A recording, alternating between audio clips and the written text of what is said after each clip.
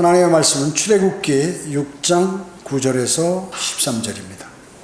받들어 읽습니다. 모세가 이스라엘 자손들에게 그렇게 전하였으나 그들은 영의 고통과 혹독한 노예 생활로 인하여 모세에게 경청하지 아니하더라. 주께서 모세에게 일러 말씀하시기를 너는 들어가서 이집트 왕 파라오에게 말하여 그로 자기 땅에서 이스라엘 자손들을 내보내게 하라 하시니 모세가 주 앞에 고하여 말씀드리기를 보소서 이스라엘 자손들도 내게 경청하지 아니하는데 어떻게 파라오가 할례받지 못한 입술을 지닌 내게 들으리이까?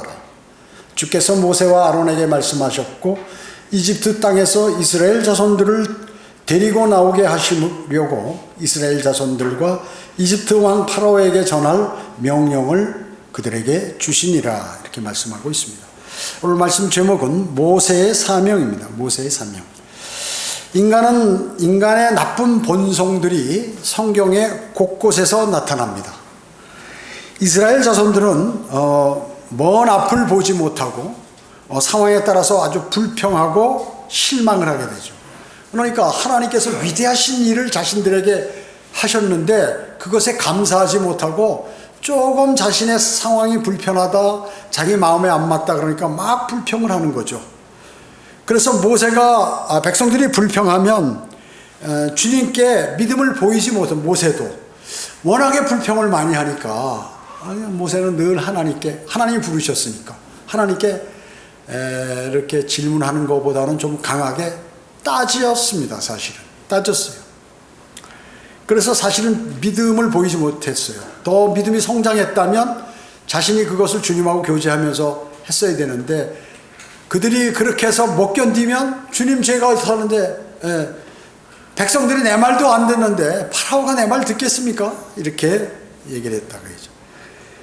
그래서 주님의 명령을 그대로 그는 또 전파하지 않았어요. 하나님께서 그대로 전파를 하나님께서 그대로 만약에 우리를 보내지 않으면 당신의 아들이 죽는다. 이 말을 하라는데 첫 태생이 죽을 것이다 라고 얘기하라는데 그 얘기는 빼버렸다. 그거 하다가 잘못하면 글쎄 왜 그런지 모르겠어요. 기록이 안 돼 있으니까 그 얘기 너무 싫은 소리 했다가 이거 잘못하면 이게 잘 되지 않을까 하는 인간적인 방법이 분명히 있었을 거예요.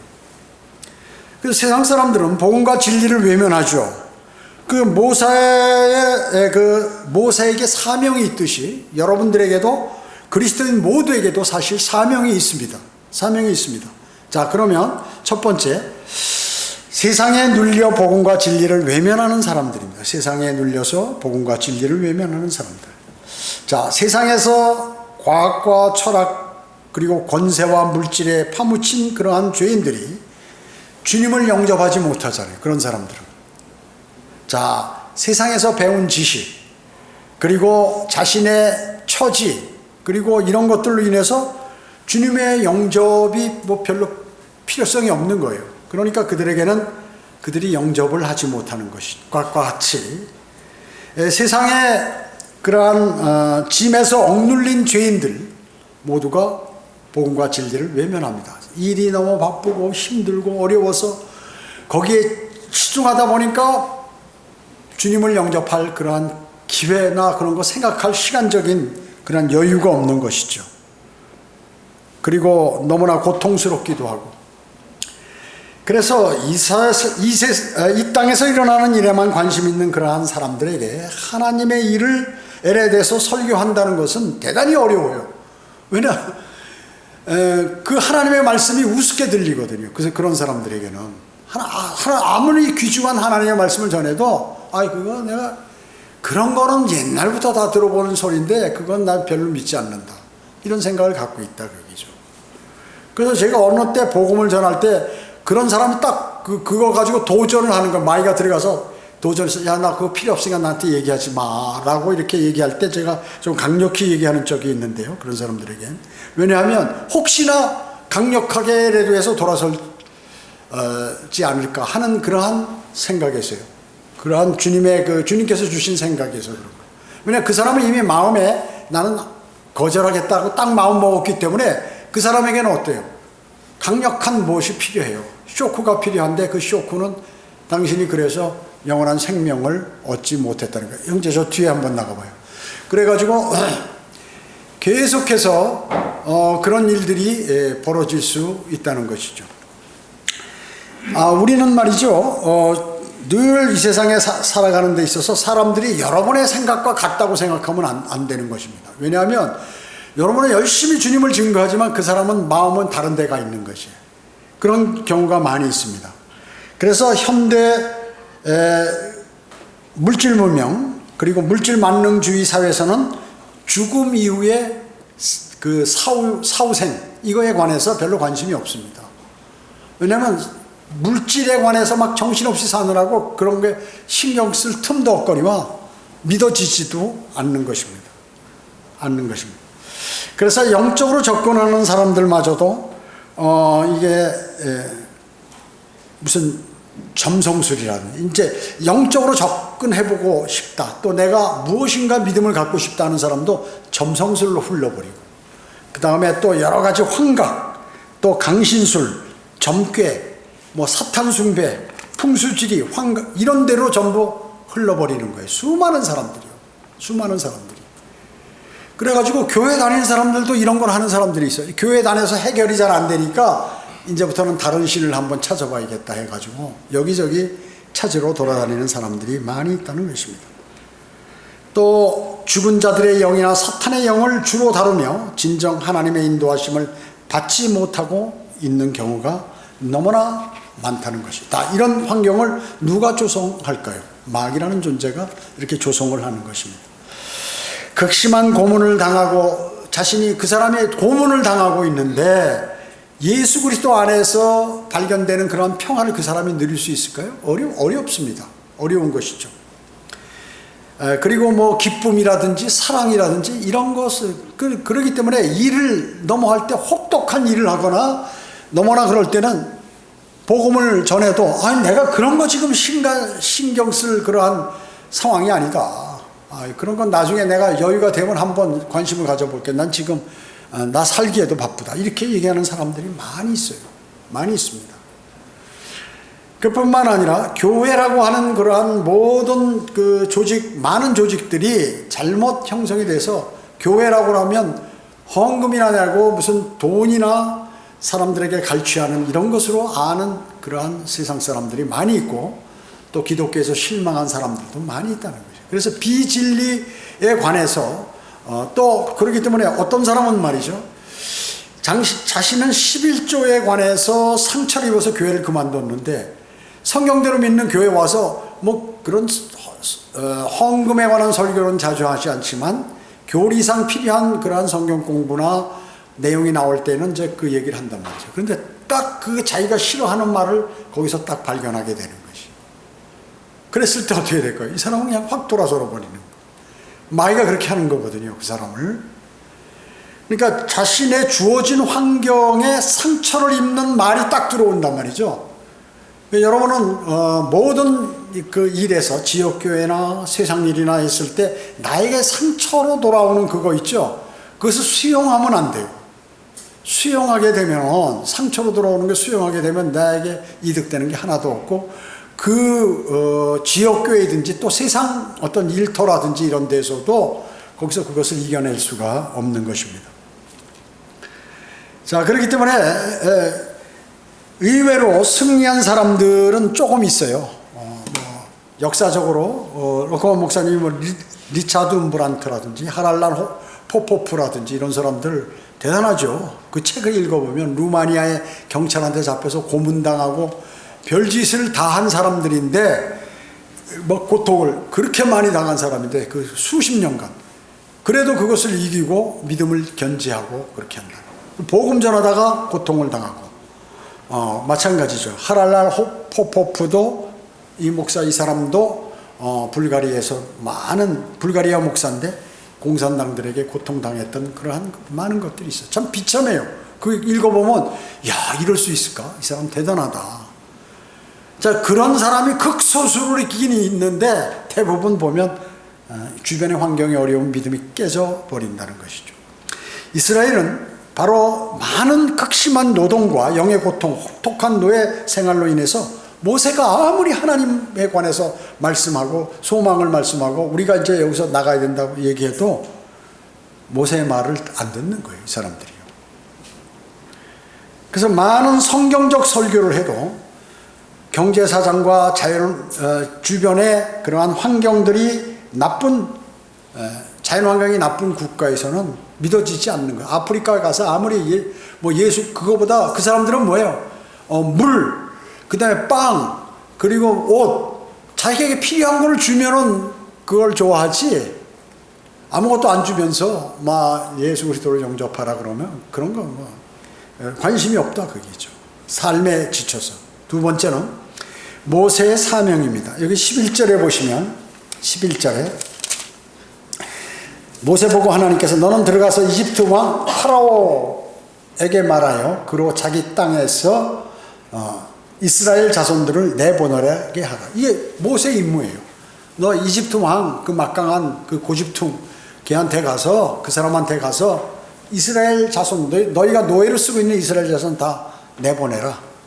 그 얘기를 하라. 그것이 바로 하나님께 주신, 모세에게 주신 임무예요. 모세는 하나님의 명령을 파라오에게 전했습니다. 이스라엘 자손들을 이집트에서 데리고 나오라는 그거. 모세는 다시 한번 이제 그들이 그가 말을 듣지 않고 주변의 모든 사람들도 그렇기 때문에 어때요? 모세는 이제 기도에 이제 많은 불만을 주님께 드리는, 기도를 드려가지고 주님 왜 이렇습니까?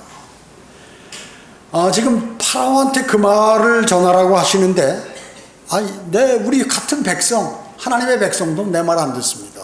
근데 파라오가 어떻게 듣습니까?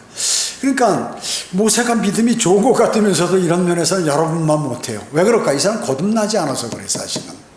거듭났다면 하나님의 영이, 성령께서 내 안에 들어와가지고 나에게 그것을 알려주시거든요. 그런데 이 모세 같은 경우는 아직 그런 건 없죠. 예. 그러니까 그냥 하나님께 그대로 구할 수밖에 없어. 어떤 면에서 모세가 사실 영적으로 성장한 건 아니죠. 40년간 이집트 왕궁에서 살다가 40년간 세상살이 목동을 하면서 양들과 이 가축들을 어떻게 잘 키우는가, 이거에만 집중했지. 그가 무슨 성경상에도 하나님하고 무슨 관계를 맺어서 성경을 공부하고 그런 많은 것들은 사실 별로 이렇게 드러나지 않습니다. 그러니까 하나님께 이렇게 말씀드려요. 12절에 이스라엘 자손들도 내게 경청하지 아니하는데, 여러분들이 복음을 증거할 때도 마찬가지예요. 여러분이 복음을 증거하고 전도질 나누면 탁탁 쳐버리고 자기 딴에는 너무 안타까워서 복음을 막 역실치 않았는데 그런 걸 나한테 전하느냐? 참 나는 그런 거 생각하지 마라. 이렇게 해버린단 말이에요. 그럼 사람이 어때요? 실망스럽죠. 대단히 실망스러워요. 그 대단히 어려운 일입니다, 그게. 모세도 지금 그런 상황이에요. 자, 그렇게 하나님이 정말 하나님이시라면 그분은 능력이 있어서 그들을 구해낼 것이다. 또 만일 그렇지 않으면 그분이 하나님이 아니실 것이다 라는 그러한 생각을 대부분 모세 하나님이라면 정말 그렇게 해야겠죠. 그렇게 해야겠죠. 주님께서는 모세와 아론에게 말씀하셨습니다. 13절에 보면. 그래서 모세와 아론 둘을 불러놓고 이제 말씀하고 계시는 거예요. 왜냐하면 여기는 구속은 선지자 모세는 선지자죠. 그리고 아론은 뭐예요? 제사장이죠. 그래서 구속은 선지자와 제사장에 의해 이루어짐으로 구속에 대한 책임이 바로 주 예수 그리스도에게 주어졌던 것처럼 모세와 아론에게 주어진 것이죠. 모세와 아론에게 주어진 것이에요. 그래서 주님께서 우리에게 주신 명령들이 있습니다. 사명. 여러분에게 주신 사명이 뭐예요? 사명. 지상명령입니다. 어려움과 고난을 잘 극복해서 우리를 훈련시키시고, 그리고 주님만을 신뢰하도록 만들어서 주님과 풍성한 관계를 맺도록 해가지고 복음과 진리를 증거하게 하시는 거예요. 복음과 진리를 증거. 여러분이 성장했다는 것은 뭐냐면 복음과 진리를 증거하는 사람으로 바뀌었다는 것이에요. 성장했다는 것은. 그렇기 때문에 지금 모세에게도 사명을 주셨듯이 우리에게도 모두 사명을 주신 것이죠. 세 번째, 모세의 계보가 여기 나옵니다.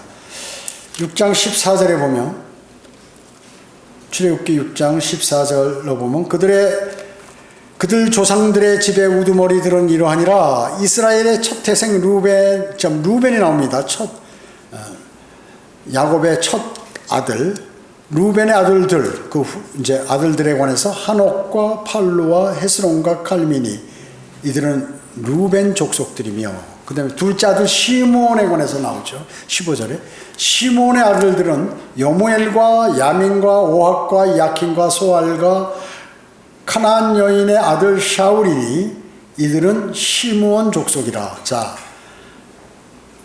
루벤에 관해서 나왔고 시므온에 관해서. 다음 세 번째 누구예요? 셋째 아들 레위의 아들. 레위의 아들들의 이름은 그들의 후대에 따라 이러하니 게르손과 코앗과 무라리요. 레위의 생명의 연수는 137년이었더라. 자, 지금 여기 12지파가 있는데 세 지파만 나왔어요. 세 아들만. 그 다음에 네 번째가 유다인데 유다는 안 나왔단 말이죠. 그러면 이 게르손은 뭐예요? 게르손은 여기 레위의 아들이란 말이에요. 그래서 게르손의 후손이 누군가 또 나오는 거예요. 게르손의 아들들은 17절에 그들의 족속들대로 림니와 시므이며, 또 레위 아들 코앗의 아들들은 암남과 모세의 아버지 암남과 이스알과 헤브론과 우시엘이요. 코앗의 생명의 연수는 133년이었더라. 그 다음에 이제 무라리가 나오죠. 레위의 아들 무라리의 아들은 마할리와 무시니, 그들은 그들의 후대에 따라 레위의 족속들이며, 암남 레위의 아들이었죠. 암남이죠. 코앗의 아들. 그러니까 레위의 아들이 코앗이고 코앗의 아들이 암남의 아들이 모세예요. 자, 그래서 암남이 그의 아비 누이 요케벳을 아내로 삼고 그녀가 그에게 아론과 모세를 낳았으니 암남의 생명의 연수는 137년이었더라. 이렇게 말씀하고 있습니다. 자, 모세가 이제 침체됐어요. 그 회복되는 그러한 동안에 성령 하나님께서는 지금 계보를 여기다 삽입시켜 넣으시는 거예요. 계보에 관해서. 근데 이 계보에는 루벤, 시몬, 레위 세 사람만 나와요. 12명 중에서 기록되어 있습니다. 자, 세 번째 레위는 뭐예요? 아론과 모세가 레위 족속이죠. 레위. 그래서 레위는 율법을 대표합니다. 율법을 대표해요. 그 다음에 넷째가 유다인데, 유다는 지금 안 나왔어요. 유다는 어떤 지파입니까? 예수 그리스도께서 나오신 지파가 바로 유다 지파라는 거죠. 자, 잘 보세요. 모세에 의해서 세워진 율법은 율법화에서 제사장 지파가 될 레위인들을 낳았어요. 그렇지만 신약에서는 결국 레위 지파 출신이 아닌 대제사장으로 대체되는 것이에요. 그래서 여기 유다가 안 나왔어요. 여기에는. 자, 구약은 레위 지파 율법에 관한 거예요. 신약은 뭐예요? 다른 대제사장인데 예수 그리스도에 관해서 나오니까 그 유다 지파의 후손 가운데 이 예수 그리스도께서 오신다는 것이죠. 유다 지파죠. 자, 그렇기 때문에 레위 제사장 직분이 온전하지 못했다. 그렇기 때문에 또 다른 계열의 직분이 필요한데 이것이 유다 지파다. 유다 지파. 유다 지파는 여기 안 나왔다. 여기서는. 유다 지파에서 나오는 유다 지파는 구약 어디서나 제사장으로 제시된 적은 없어요. 즉 모세 율법 아래서 유다 지파가 제사장을 한 적이 없다 그게죠. 그래서 유다 지파에서 나오는 대제사장은 바로 예수 그리스도이신 것이에요. 구약에서 그런데 유다 지파 출신 중에 등장한 유일한 제사장이 한 사람이 있어요. 그 사람이 누구예요? 다윗왕이에요. 다윗왕. 다윗은 여러 면에서 율법에서 예외가 되며 멜키세덱과 같은 예수 그리스도의 모형이란 말이죠. 율법에서 왜 예외가 됐어요? 다윗이 간음죄와 살인죄를 저질렀죠. 그런데 다윗은 죽지 않았어요. 자, 유다 지파는 왕의 지파이지 제사장 지파가 아니잖아요. 왕의 지파지 제사장 지파는 레위 지파지요. 그러나 다윗은 예외적으로 제사장의 임무를 수행했어요. 역대상 21장에 보면. 다윗이 역대상 21장에 보면 오늘날 타작마장에서 금 600세겔을 주고 그 지역을 사잖아요. 그래서 다윗이 그 장소에서 주님께 번제와 희생제 그리고 화목제를 거기서 다 드렸어요. 자, 다윗은 누구의 예표라고요? 예수 그리스도의 예표입니다. 예수 그리스도의 제사장이시고 왕이시고 물론 선지자도 하셨지만요. 그래서 다윗은 왕이면서도 제사장이었습니다. 레위 지파는 아닌데. 그러면 멜키세덱은 어떻습니까? 왕이면서 제사장이었어요. 멜키세덱도. 그러면서 그렇기 때문에 예수 그리스도께서도 왕이시면서 제사장으로 다스리실 것이다 하는 것입니다. 새로운 제사장의 직분은 아론의 계율을 따른 것이 아니니만큼 새로운 제사장 직분이 예수 그리스도 모세의 율법에 속하지 않는다. 유다 지파 출신은 레위 지파에 속하지 않는다 하는 것이요. 그래서 완전한 구속은 출애굽교회 레위에게서는 불완전하다. 그래서 출애굽교회 레위에게서는 불완전한 것입니다. 완전한 구속이. 여기 6장 21절 한번 보겠습니다. 6장 21절. 이스라엘의 아들들은 코라와 네펙과 시크리며 우시엘의 아들들은 미사엘과 엘리사판과 시드리며. 여러분이 이런 성경을 읽을 때 이게 상당히 지루하거든요. 인명이 나올 때. 그럴 때는 한번 이렇게 그려보는 거예요. 여기대로 누구 자손 누구 자손 누구 이렇게 그려놓고 읽으면 대단히 이해가 잘 됩니다. 그래서 우시엘의 아들들은 미사엘과 엘리사판과 시드리며 아론은 아미나답의 딸이요 나손의 누인 엘리세벨을 아내로 삼고 그녀가 그에게 아론의 아들들 나답과 아비후와 엘리아살과 이다마를 낳았더라. 이 사람들이 나중에 불을 잘못 때리다 막 죽고 그러죠. 자, 보세요. 24절에 보면 코라의 아들들은 아실과 코라, 민수기 16장에 나온 땅이 입을 열어서 코라 자손들과 그 주변에 같이 동조했던 그러한 사람들을 다 삼켜버리죠. 코라의 아들들은 아실과 엘카나와 아비아삽이며 그들은 코라인들의 족속들이라.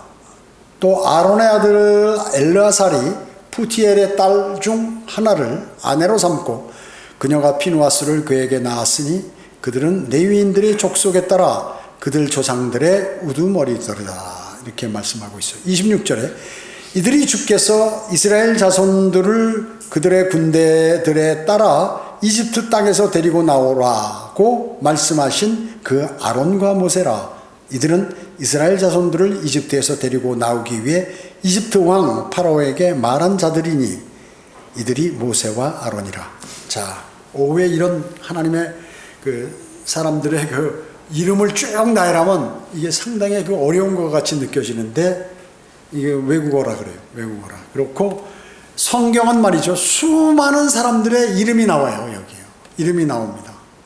이 이름들이 뒤에 또 사무엘 상하, 역대 상하, 다 나온다 그 얘기죠. 다 나오는 것입니다. 여기 쭉 보면 열왕기상, 열왕기하, 역대상, 역대하에 전부 이 사람들의 이름이 나오는 것이죠. 자, 그래서 21절의 코라는 아까도 말씀드렸지만 민수기 16장의 코라이다 그 얘기죠. 자, 이스할은 모세의 아비 암람과 형제죠. 아론은 바로 아미나답의 딸을 통해서 유다 지파와 혼인하게 됩니다. 자, 그 모세가 이제 사실은 왕은 아니지만 왕의 임무를 수행하는 거예요. 그리고 아론은 뭐예요? 제사장의 임무를 수행하잖아요. 제사장의 임무. 그런데 이 아론은 그 아내가 누구냐면 유다 지파의 딸이에요. 유다 지파의 딸이에요. 그 유다 지파의 딸과 혼인하게 됩니다. 아론이. 27절에 보면 이들이 아론과 모세라 이렇게 얘기합니다. 그래서 여호수아가 자, 이들이라고 제 3인칭으로 얘기하죠. 출애굽기 누가 기록했습니까? 모세가 기록했죠. 근데 3인칭으로 기록합니다. 3인칭. 모세는 자신에 관해서 3인칭으로 이렇게 합니다. 주로 성경을 기록할 때 많은 기자들은 자신을 3인칭으로 이렇게 하고 있습니다. 이스라엘은 이집트를 떠날 때 무기가 있었어요. 무기를 갖고, 뭐 좋은 무기는 아니지만 그래도 전쟁을 통해서 무기를 갖고 있었다 하는 것입니다. 자, 마지막 네 번째, 하나님께서 명령하신 말씀 그대로 전하라. 하나님의 명령하신 말씀 그대로 전하라. 자, 출애굽기 6장 28절 한번 보세요. 주께서 이집트 땅에서 모세에게 말씀하셨던 그날에 있었던 일인데 주께서 모세에게 일러 말씀하시기를 나는 주라 내가 네게 말하는 모든 것을 너는 이집트 왕 파라오에게 말하라. 자, 앞에 1절부터 11절에 나온 내용 또 반복하시죠. 30절에 보면 모세가 주 앞에서 말씀드리기를 보소서 나는 할례받지 못한 입술을 가진 자인데 파라오가 어떻게 내게 경찰하리까 하더라 이렇게 말씀하고 있습니다. 자, 저희가 이거 쭉 이런 것을 하나도 빼지 않고 읽는 게 뭐냐면 지금 성경을 출애굽기를 다 하면서 지금 여러분들이 듣고 계시는 것이에요. 자, 여기 보면 지금 읽어드린 이 말씀이 앞에 6장 1절로부터 11절에 하나님께서 또 말씀하셨어요. 내가 한 말을 그대로 이집트 왕 파라오에게 그대로 얘기해줘라. 또 반복하시는 것이에요. 그래서 모세의 불평도 30절 또 12절에서와 같이 또 반복하는 거예요. 계속 모세도 또 똑같이 불평하고. 그래서 하나님께서 말씀하신 모든 것을 이집트 왕에게 그대로 말하라 이렇게 말씀하고 있는 것입니다. 여러분은 어떻습니까? 여러분은 복음을 전할 때 복음을 그대로 말씀하세요? 변질시켜서 말씀하세요? 때에 따라서 이럴 수가 있어요. 이제 그 사람에 따라서 자꾸 세상 얘기를 하면 복음만 얘기하면 이 사람이 그 말을 안 해요. 그래서 세상 얘기를 하면서 복음으로 들어가고 하는 경우는 있는데 아무튼 핵심은 복음이란 말씀이죠. 하나님께서 여러분에게 하신 말씀들을 복음을 증거하라. 복음을 듣든지 말든지 하여튼 복음을 1차적으로 증거해야 하는 것입니다. 여러분도. 자, 그런데 제도권 교회 목사들도 설교할 때 보면 사람들이 열심히 잘 듣는 설교만 한다. 잘 안 듣고 관심 없는 건 안 해요. 자, 그러니까 세상 기독교인들이 무서워하거나 귀찮아하거나 싫어하는 무슨 지옥 설교라든지 그 다음에 하나님께 징계받는 거라든지 이런 것들은 전혀 안 하는 거예요. 전혀 안 해. 그러니까 어떻게 됩니까? 그 사람들은 지옥이 두렵지 않으니까 지옥의 사자들을 만드는 사람. 실컷 나가서 열심히 해가지고 교회로 모아와가지고 거기서 다 지옥으로 보내는 거예요. 교회로 모아왔으면 복음을 증거해야죠. 복음을 증거해야죠. 하나님께서 명령하신 그 명령을 그대로 따라야 하는데 그걸 안 따르는 것입니다. 여러분도 마찬가지예요. 여러분 인생에 있어서 가장 사는데 여러분 이때까지 내가 구원을 받고 다른 사람에게 한번 복음을 전해봤냐고 얘기죠. 물론 여기는 다 전해보셨을 거예요. 제가 볼 땐 거의 다 전해보셨어요. 그러나 복음을 안 전해봤다면 여러분도 반드시 복음을 전하셔야 돼요. 그게 주님의 명령에 순종하는 길이에요. 이게 무슨 거창하게 설교식으로 해서 또 내가 많은 지식을 통해서 복음을 전하는 게 아니라 단순하게 하나님 말씀으로 간단하게 물 마시는 것만큼 쉬운 복음을 전파하는 것입니다. 그래서 제도권 교회 목사들은 성경의 한 10% 정도만 가지고 알려주는 거예요. 그럼 90%는 어떻게 해요? 모르니까 소경하고 똑같은 거죠. 소경하고 10%만 알면 소경이죠. 그리스도인들이 제일 중요한 복음과 진리를 제어한다는 것은 바로 하나님의 말씀을 사실은 거역하는 것입니다. 여러분, 오늘 모세가 이렇게 주님의 말씀, 그 백성들이 거절하고 또 하나님께서 명령해서 지금 파라오에게 갈아서 말을 그대로 전하라고 그러는데, 백성들이 말 안 듣는데 제가 어떻게 파라오에게 감히 가서 이런 얘기를 하면 파라오가 듣겠습니까? 이렇게 답변합니다. 여러분은 어떻습니까? 내 몸도 성치 않고 또 나는 바쁜 사람이고 나는 어렵고 힘든 사람인데 어떻게 내가 복음을 전하겠습니까? 주님, 나중에 나한테 복을 많이 주시면 제가 여유를 갖고 복음을 전하겠습니다. 여러분, 그러면 안 되는 거예요. 그리스도인은 내가 아는 한 전도지례도 주고 또 내가 아는 한 복음과 진리를 증거하는 사람이에요. 여러분은 파수꾼이 그 일들을 주님은 이렇게 보고 계시는 것입니다. 기도하겠습니다. 전지전능하시고 자비로우신 아버지 하나님, 감사를 드립니다. 주님께서 저에게 베풀어 주신 많은 은혜, 그것은 성경을 통하여도 알 수 있고 우리 자신의 생활을 통하여도 알 수 있고 또 주님과의 교제를 통하여도 알 수가 있습니다. 주님, 저희들이 어리석어서 하지 못하는 그러한 일들 담대하게 주님을 증거하고 그뿐만 아니라 진리를 선포하고 내 자신의 그 믿음의 개혁을 이루는 그러한 그리스도의 군사로서의 삶을 살아가도록 주님 인도해 주시기 원합니다. 은혜 감사드리오며 다시 오셔서 저희를 데려가실 주 예수 그리스도의 이름으로 기도드립니다. 아멘.